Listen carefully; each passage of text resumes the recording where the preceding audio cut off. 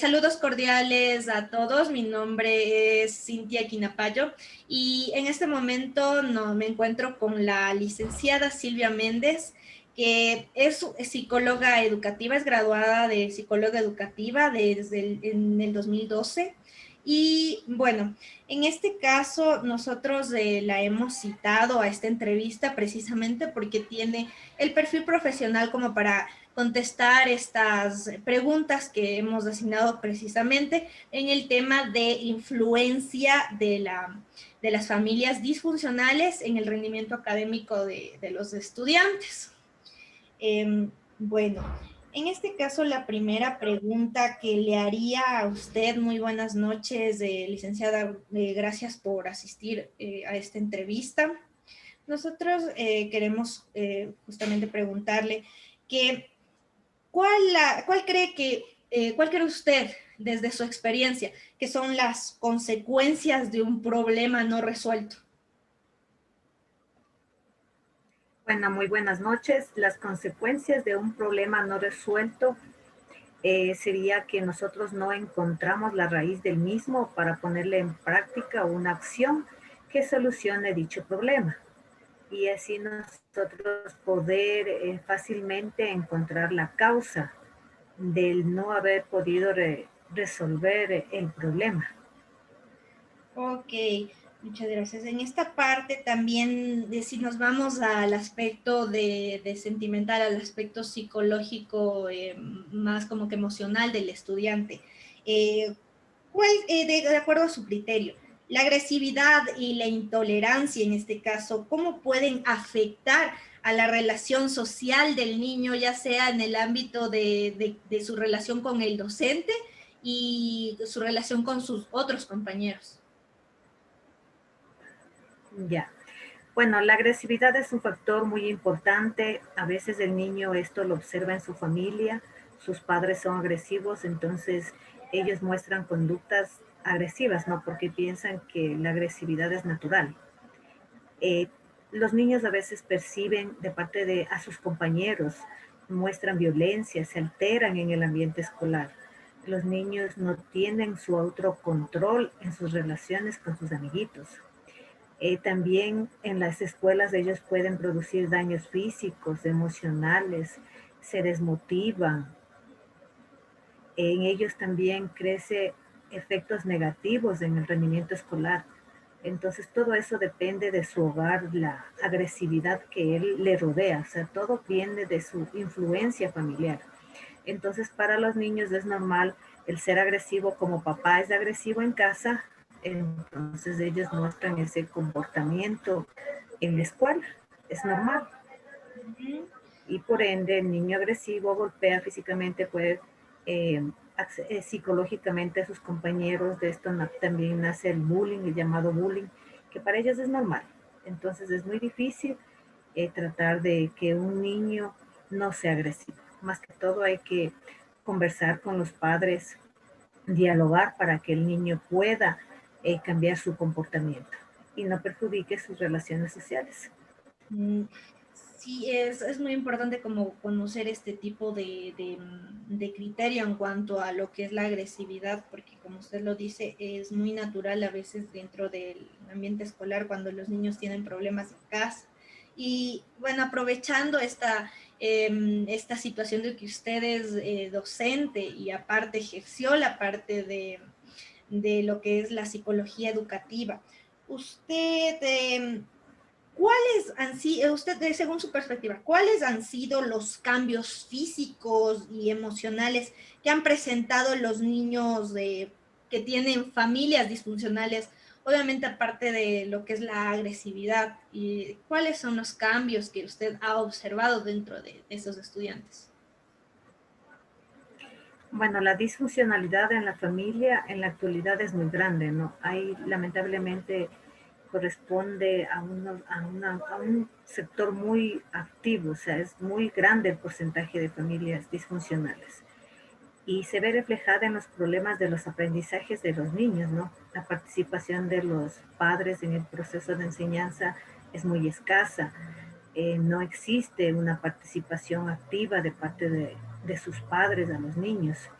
el niño crece en una familia disfuncional, ellos en su infancia ellos presentan problemas de aprendizaje, problemas de agresividad, ellos también se producen conflictos, malas conductas e incluso a veces también hay, como quien dice, el abuso de diversa índole. Entonces, lamentablemente, un hogar disfuncional produce muchas escuelas en los niños porque los padres obviamente no hay esa preocupación de parte de los padres, entonces ellos crecen solitos, nadie se preocupa, el autoestima de los niños baja porque no hay esa motivación que todos los días les incentiven a que los niños avancen, se podría decir, no, simplemente como nadie se preocupa por ellos, no tienen a veces, viven con los padres o muchas veces solamente viven con las mamitas o a veces son criados, por ejemplo, con los abuelitos.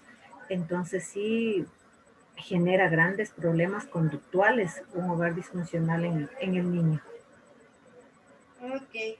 Y en esta parte de, no sé si usted tendría conocimiento o en su percepción, ¿cuáles usted cree que son los sectores en los que puede existir más violencia intrafamiliar? Con sectores me refiero a ya sea ciudades, ya sea barrios o ya sea provincias, en este caso de que usted tenga conocimiento de que existan más casos de violencia intrafamiliar.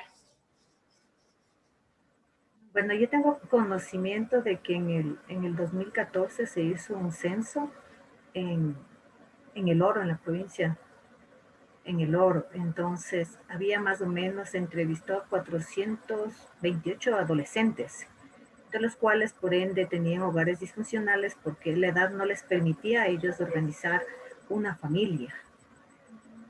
Eran jóvenes con bajos recursos, jóvenes que no tenían esa responsabilidad de formar una familia. Entonces, fue una encuesta que se les hizo en la provincia de Loro.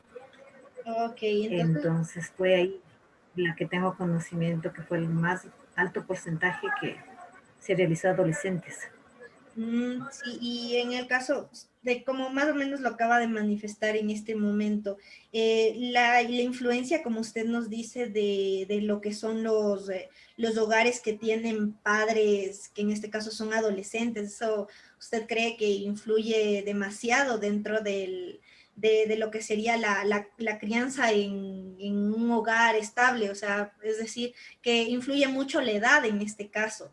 Eso es lo que se está observando como actualmente en las nuevas generaciones de estudiantes. Y es muy importante conocer eso. Y bueno, en la parte de ¿cómo, qué tipo de,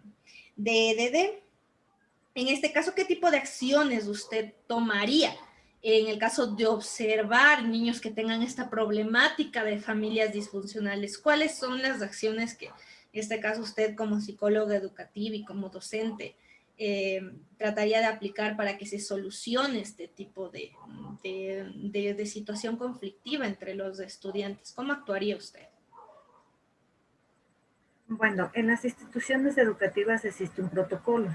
Un protocolo es, por ejemplo, que nosotros primero tenemos que conocer las familias, entrevistamos a los padres de familia, les mandamos a terapia si es el caso de los padres, si están juntos sobre todo, ¿no?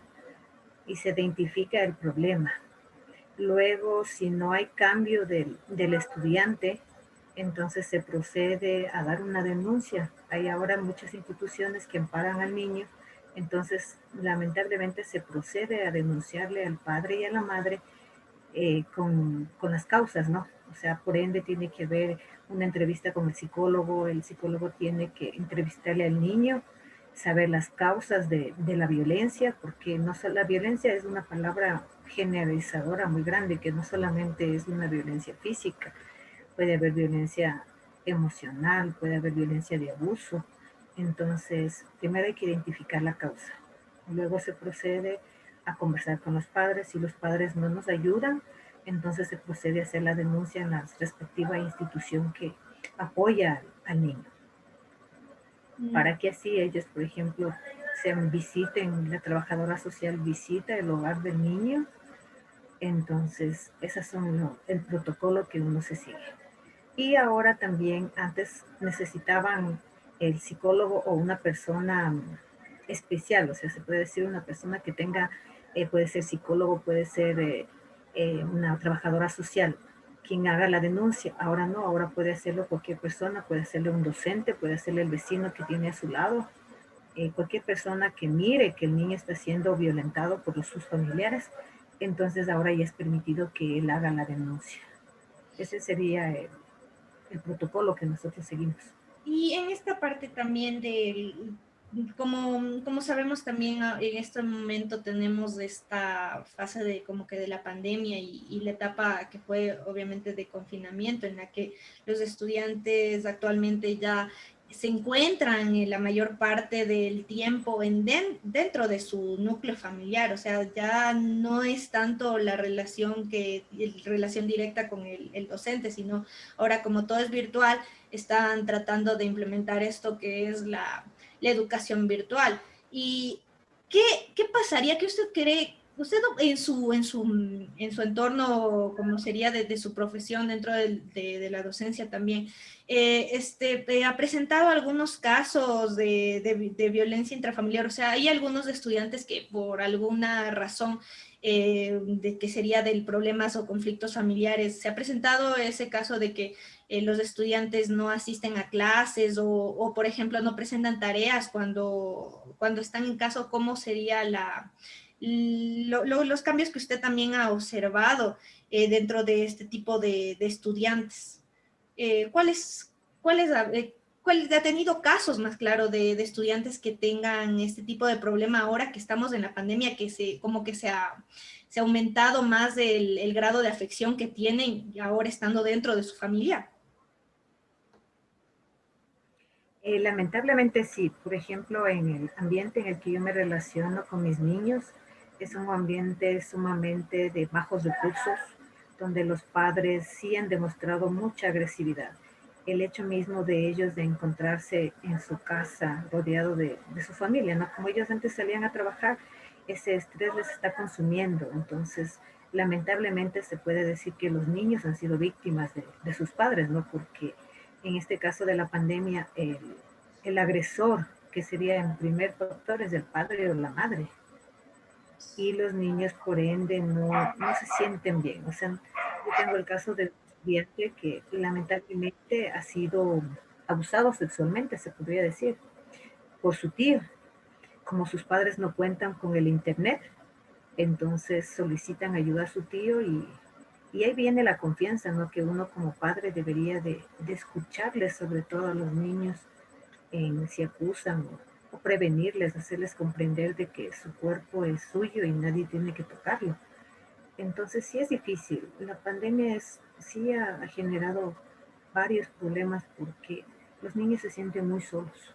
Ellos necesitan su ambiente, estar con sus amiguitos, compartir experiencias y a veces también necesitan que una persona les escuche. Y en este caso somos los docentes quienes pasamos el mayor tiempo con ellos, ¿no? Presencialmente. Entonces ellos venían, nos conversaban, contaban. En cambio ahora el hecho de estar todo el día en su casa y sus padres también cansados de trabajar, enseñarles, como quien dice, hacerles las tareas, los bajos recursos, el trabajo que no tienen, despedidos de algunos padres, entonces se incrementa. O sea, hay un estrés intolerable, se podría decir, en cada uno de los hogares y lamentablemente las víctimas son los niños. O sea, los niños son las primeras víctimas de esta pandemia. Y qué pena que sean en sus propios hogares, porque no está más lejos que en su hogar. Sí, Y sí repercute, ¿no? Obviamente que repercute porque ellos ya no están felices, ya no hacen sus tareas. A veces el papito le castiga, le golpea, le insulta, le ofende, porque no le tiene la paciencia, ¿no? Ahí viene la vocación de ser docente, que los docentes contamos con paciencia y somos muy tolerantes. El padre, en cambio, se puede decir a la agresión va al golpe y el niño ya no quiere, o sea, ya no se conecta. Y también depende de los recursos. Podemos decir que en este momento estamos en que el que tiene dinero estudia y el que no tiene dinero no estudia. El que tiene un medio por dónde estudiar, lo hacen. En cambio, hay niños que lamentablemente no cuentan con eso. Entonces, la educación sí se ve reflejada también en lo económico, se podría decir, que regresamos anteriormente que el que tiene estudia y el que no, no. Bueno, muchas gracias, licenciada, por compartir este momento con nosotros. En este caso fue de mucha ayuda para nuestra investigación. Conocer el hecho de que usted se desenvuelven dentro de estos dos campos es importante, ya que estamos como que en una situación en la que un docente, aparte de ser la persona que explica temáticas y todos esos temas, trata de impartir un conocimiento determinado al estudiante, ahora puede tener esa necesidad de convertirse en psicólogo a veces. Y muchos no tienen esa oportunidad de estudiar una carrera aparte, como lo hace usted, pero en este caso, como usted ha tenido esa experiencia dentro de sus dos ámbitos, entonces fue importante realizarle esta entrevista. Como le digo, pues en este momento hemos tratado de acoplar también la información que usted nos está otorgando para que sirva en este caso de reflexión en el aspecto de que los padres empiecen como que a tomar más en cuenta que deben de tener más tiempo para sus hijos. Muchas gracias y bueno, hasta la próxima. Le deseo mucha suerte en su carrera y nada, gracias también por tomarse este tiempo. Ya, mija, no hay problema. Es una linda.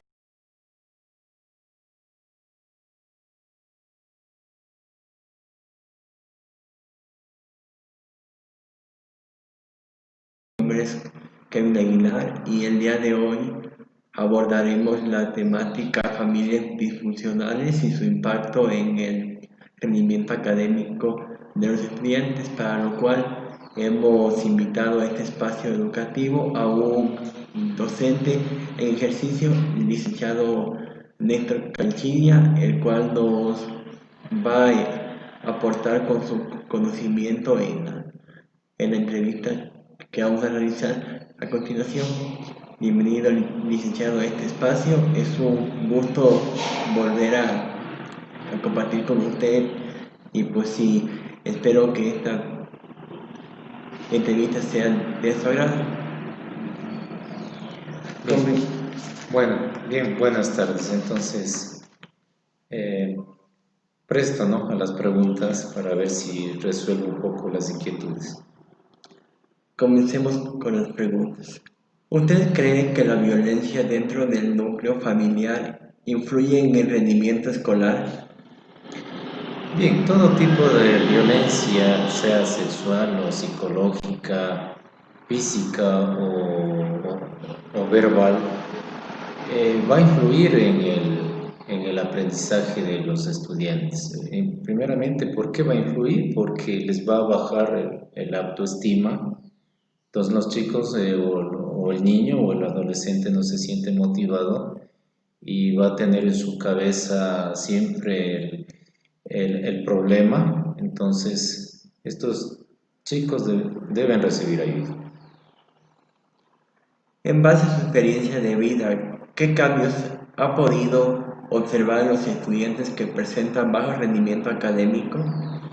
Bien, como docentes nosotros, la universidad nos ha preparado, a los que somos de carrera, nos han preparado en lo que es la pedagogía, psicología, didáctica. Entonces nosotros detectamos al niño que no está concentrado en su clase, el niño no juega, el niño no pregunta. Entonces ahí es donde entramos nosotros, es a hacer preguntas, ¿no? A hacer preguntas. Pero si el niño dialoga con el docente, entonces en buena hora se les puede ayudar. Pero si el niño no dialoga o no conversa o no quiere o no tiene afinidad o no tiene confianza, tenemos que reportar al departamento del DC para que ellos actúen y traten de ayudarle al niño o al joven. En caso de presenciar un caso de bajo rendimiento académico en un estudiante con familia disfuncional, ¿cómo actuaría para solucionar el problema? En, en caso de estos problemas disfuncionales, hay a veces que depende del temperamento de los niños o de los jóvenes, ¿no? Que si es un temperamento fuerte, ellos también pueden superar. Sí, pueden superar pese a que a los problemas que existen, pero hay jóvenes o niños que no tienen un temperamento fuerte, entonces ahí sí tendríamos que de pronto como docente o como departamento se tendrían que visitar, ¿no? A dialogar con los padres de familia o con el padre o la madre de familia para ver si cómo se les puede ayudar a estos jóvenes. Según su perspectiva, es necesario que el entorno familiar se encuentre estable para que el niño pueda mantener un desarrollo educativo y social. Sí, porque nosotros como padres de familia somos el ejemplo, o sea, tenemos que dar el ejemplo, ¿no? Entonces todo niño o joven necesita es de su padre o de su madre, inclusive de pronto hay los cambios en su cuerpo, entonces tanto el joven y la niña necesitan eh, ser guiados o ser informados de que eso es normal cuando entran de pronto de la niñez a la adolescencia. Necesitan de ley de sus padres o de pronto si no existe, otra persona debería tomar el rol, ¿no? Por ejemplo, de pronto un abuelito o la abuelita tomar el rol, si no existe el padre o la madre, para poderle ayudar al niño en todos estos cambios biológicos y psicológicos ellos, eh, eh, por la época por la edad, ¿no? O sea, ¿Cómo se debería actuar en el caso de no obtener una participación activa de los padres de familia? si no hay la participación activa de los padres, pese a que de pronto se les llama, nosotros de pronto uno como docente podría llamar al joven o al niño y tratar de conversar, dialogar, ¿no? Pero si el niño no lo hace, entonces tenemos que recurrir a los, al DECI porque ellos son las personas más preparadas, quién sabe, que nosotros, donde ellos tienen que actuar y ver qué estrategias ellos utilizan para que los padres se personifiquen y ayuden a los jóvenes. Usted como docente ha aplicado estrategias para solucionar problemas de estructura familiar. En lo posible sí he convocado a padres de familia y les he manifestado de que todos tenemos problemas y de que traten de solucionarlos por el bienestar del niño y de la familia entera. Sí, y en caso dentro de mi hogar, bueno, yo soy el padre de familia y trato en lo posible de que no exista ninguno de estos, digamos, no exista ningún tipo de agresión, sea verbal o peor física, para que estén concentrados en sus aprendizajes. ¿Qué acciones propondría usted para dar a conocer la importancia de la mediación dentro de los problemas del contexto familiar? En mediación sería siempre y cuando, si es que es dentro de mi propio hogar, yo sería como padre de familia, sería el encargado de solucionar los problemas, ¿no? De solucionar los problemas. Pero si es fuera de mi hogar, si fuera de pronto entre hermanos o otros familiares, eh, les propondría, ¿no?, la mediación, que yo soy la parte mediadora. Para que exista problemas siempre debe haber dos personas, ¿no?, para que existan los problemas. Y si ellos están de acuerdo que yo sea el mediador, entonces lo haría, ¿no? Aquí deben estar interviniendo todos los actores para poder mediar y solucionar el problema. Todos los involucrados en el problema, porque si le falta uno, yo no lo haría porque puede ser una versión del uno y la otra versión y no daría solución. Bueno, pues esto ha sido todo por hoy. Agradezco mucho su intervención en la presente entrevista, esperando que la misma haya sido de su agrado y de posterior utilidad para los investigadores. Bien, espero de que haya servido algo, ¿no? Que de la experiencia de uno haya aportado algo en sus preguntas. Ya, de todas maneras, gracias.